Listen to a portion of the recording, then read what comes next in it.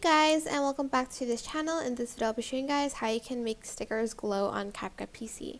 Go to stickers and select the sticker that doesn't have a glow to them.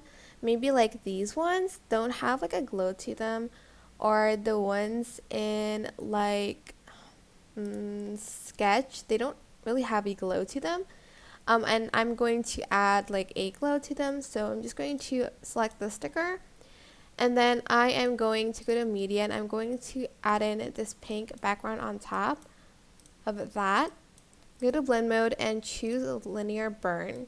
Then you are going to go to effects and you're going to go to video effects. Go to lens and you're going to add in an edge glow on top of that.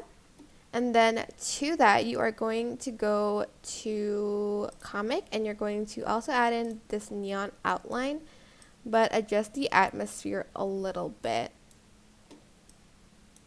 like so, and put it underneath the pink background.